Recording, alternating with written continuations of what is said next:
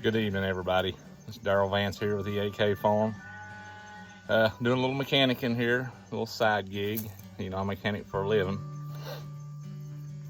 I used to work on a lot of truck engines. That's what I done. That's what I enjoyed doing. And then I went to the field later on and worked on heavy equipment. But anyway, so we're working on a 3126 and a Freightliner chassis. I have to say, I like the Freightliner chassis. There's nothing over top of that valve cover to keep me from getting it off. So the customer requested we change injectors. We haven't per se done much, well, I haven't done any troubleshooting on it. We're gonna put the injectors in it as requested and do a valve adjustment. And I'm gonna walk through it with y'all, give you kind of a idea what you gotta do, and maybe if you ever run into it, you'll know. So let's get started. So to get to the injectors, first thing we gotta do is pull the valve cover. In order to get to the valve cover, you got a couple little things you gotta take loose. Your crankcase ventilation back here. I'm gonna pull the bolt out of the center of this. It's 13 millimeter. Set this thing over, swing it out of the way. It's just got a rubber hose going down. I'm gonna remove this bolt here, flip the clamp up. That's 13 millimeter, 13 millimeter, 10 millimeter, all the way around the valve cover. Now then back there will be a little tight under the firewall, but still a lot better than some of them I've worked on. Let's get started. So, depending on the chassis, you may not have this here. This is just significant to this chassis. It's where the manufacturer wanted to put the crankcase ventilation. So I'll just take this little 13 millimeter, run this little bolt. That's a long bolt. You'll see here in just a second.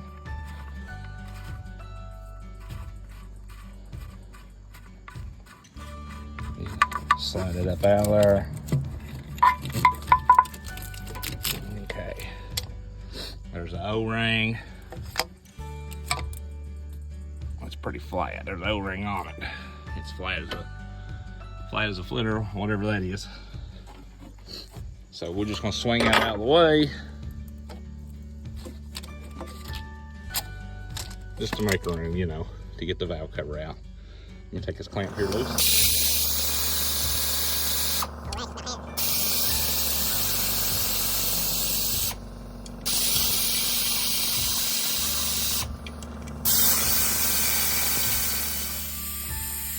Okay.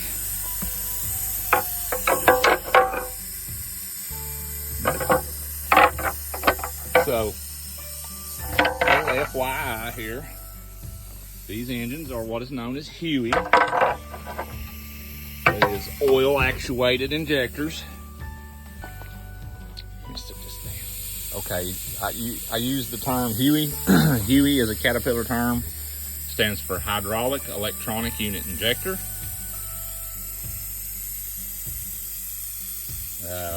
The way that works is that you don't see a rocker arm on the injector. It uses high pressure oil made from an external oil pump. This is not the oil pump that feeds the rods and main bearings. The regular oil pump feeds the Huey oil pump, the external pump. The Huey pump makes extreme pressures, puts it back into the head to be used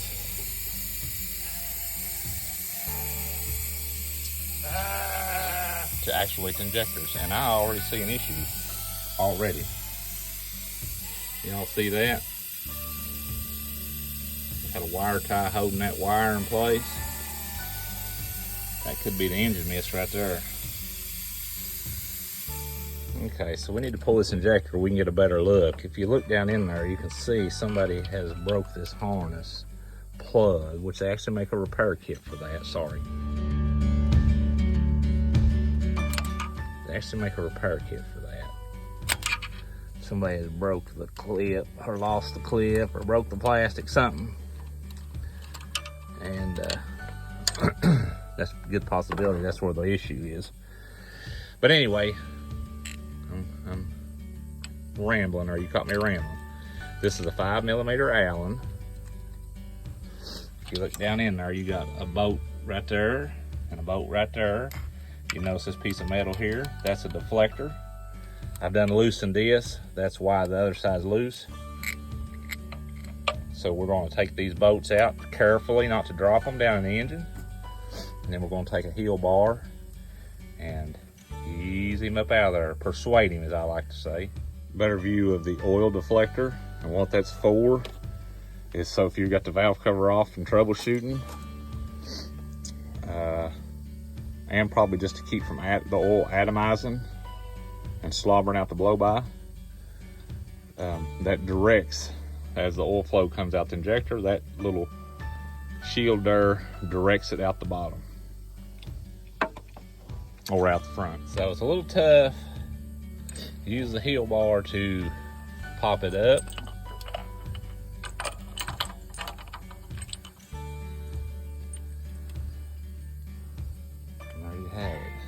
Looks like all the O-rings are intact on this particular one. But here's what interests me, is this mess right here. See, that's not even a Caterpillar. It might be a Caterpillar clip.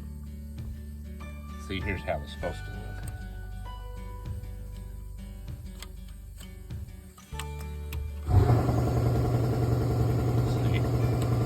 Got the metal clip that holds it in place.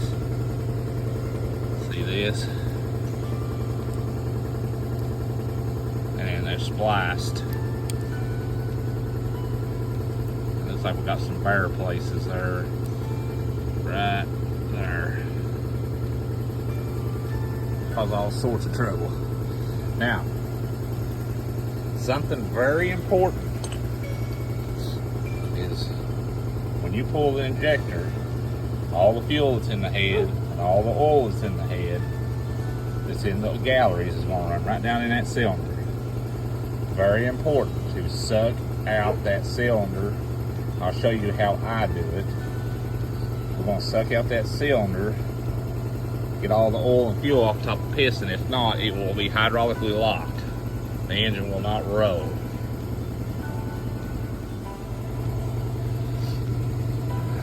Here's how it's supposed to look. It's got the clip all intact. Here's this. To be honest, it don't even look like it's a Caterpillar. I don't know what they've got here. Let's see, you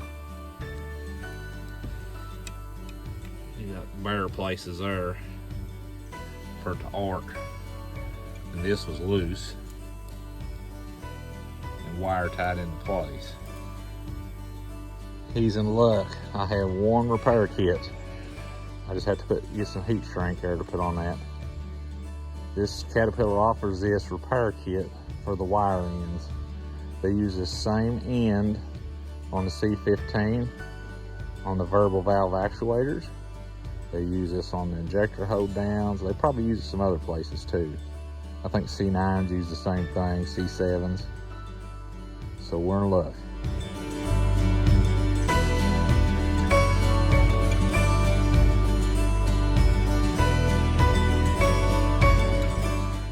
Okay everybody, it's a new day. We quit on it because it's getting dark, but I want to show you. This is just a simple oil sample gun. Caterpillar has them. I'm sure every manufacturer probably has some type of method to pull an oil sample, and this is oil sample tubing. And what we do, what we do, we put this tubing in the gun. I'm struggling, it's hard to do this one-handed. And think about what I'm doing and saying as well.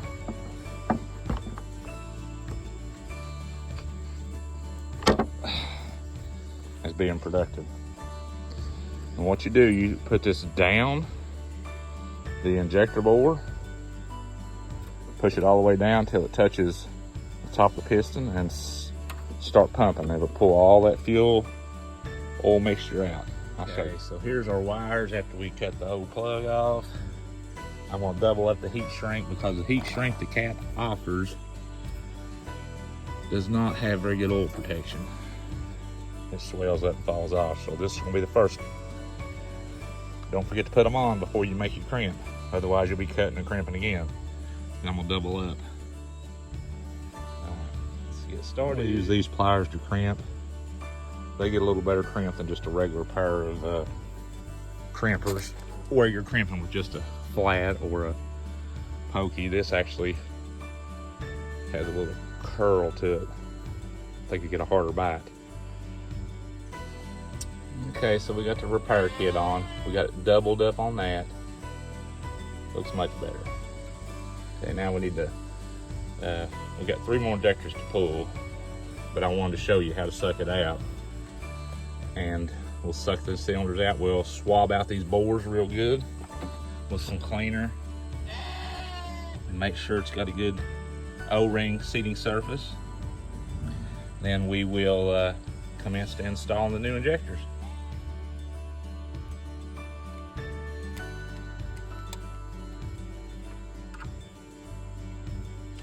Kind of tough to get started down through the hose sometimes. Thank God for editing. There we go. So right there, I'm already hitting the piston. Let's see how much slop we get out of this thing.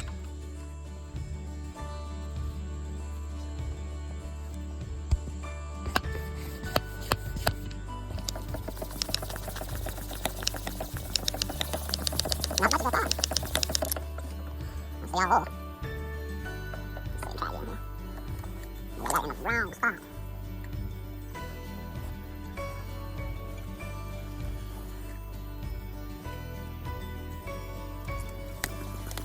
Yeah, nothing out of it. Let me try one of the other holes here.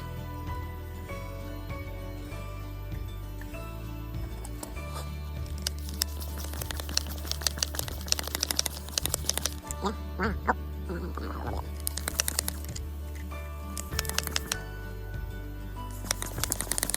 That's good. That's unusual, though. I'm gonna tell you. Let me try the front one here. Usually, you have to empty your bottle several times.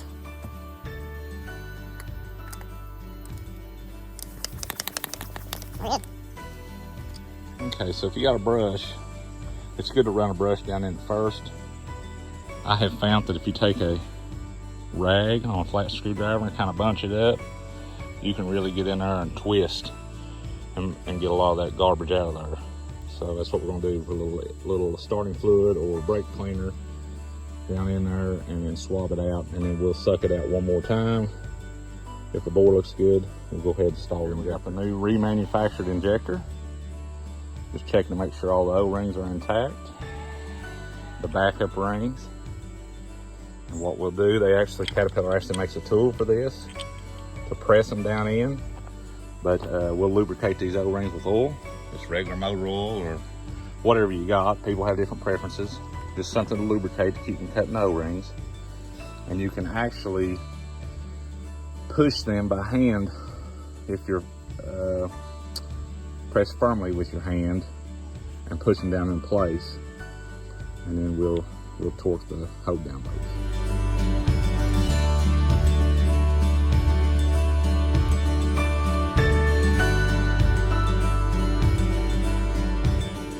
Okay, so the shoulder bolt, which is this one here, the furthest one over, that torques to, I think it is 50 foot-pounds. You do that first. That's the first one you tighten. This is an inch-pound or a foot-pounds torque wrench, 3/8, but it goes way down. So there's 12 inch-pounds in a foot-pound, if that makes sense. So we're gonna go 50 inch-pounds. See right there? You have to be very gentle to feel it. Then the other bolt here is 9 foot-pounds. I'm gonna verify that before I torque it down. Okay, everybody. So I went ahead and I've installed all these. I've torqued and double checked the torque. Torqued this bolt first, 50 inch-pounds. I do 5 foot-pounds, that's a little bit over. Let's see. Yep. Then this goes to 9 foot-pounds, and if you'll go back and check, this will be in excess of 9 foot-pounds. Check, check, check, check, do it all. Then make sure you don't forget to plug in your injectors. Now it's a little tricky to do. You can plug them in as you're putting them in, and it ain't so bad. But you can just kind of take your fingers and work them in there. They're not that bad. I should have to put the phone down. So you just take both fingers and get a hold of it, kind of slide it up in there. You'll feel it go in. You just take this little clip, fold it over. Da-da-da. You do that on all of them.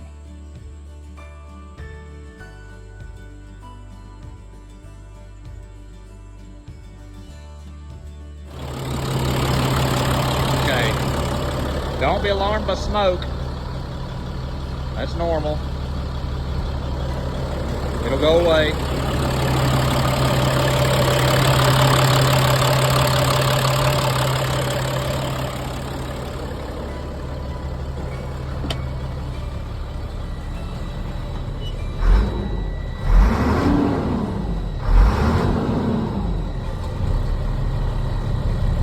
Okay, so this uses the old style, I call it tape. It's not adhesive or nothing. It's just a rubber flat gasket that fits in the groove. This is what it looks like when it's new. See how flat it is? It's time to replace it. So that's what, don't forget to do that. Don't look over stuff like this that'll haunt you later on with an oil leak. You can just take something, get in there and get it started working up out of there. Anything, once you get started out, it'll just pull out. Like so. But here you'll be able to see. See how it's got that big flat spot there. Yep, it was time. So we're gonna clean the valve cover up. Put the new valve cover gasket in there. I'm gonna wipe off the mating surfaces real good. Put the valve cover on. Put back the closed crankcase ventilation and our little clamp. And then we're gonna run it some. Let that smoke clear out of the muffler. What that's from is from the oil and fuel that we couldn't suck out of the cylinder, and as it don't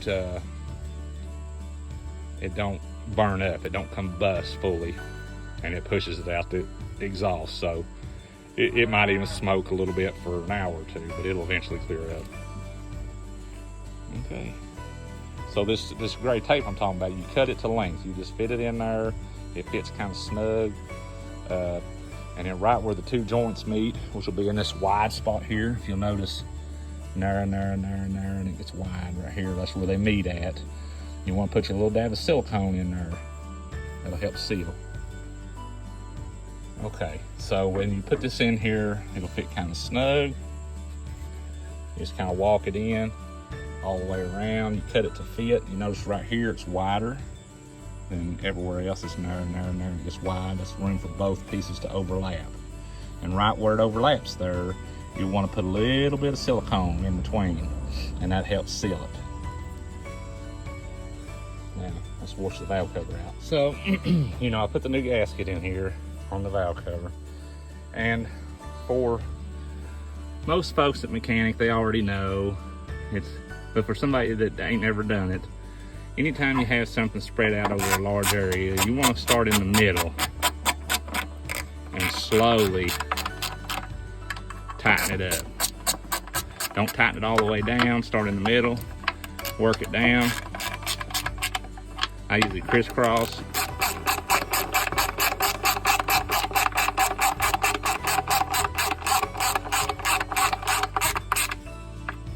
Go back here, like an X, and you want to go through and tighten them all a little bit, and then come back through and start in the middle and tighten it some more and get it snugged up. You can actually torque these.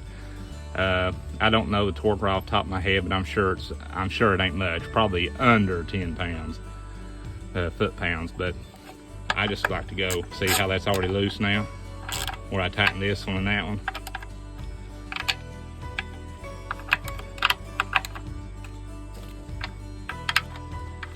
See what I mean? Just ease it down. If you go a whole lot at one time, I've learned that lesson the hard way, something will break, especially aluminum.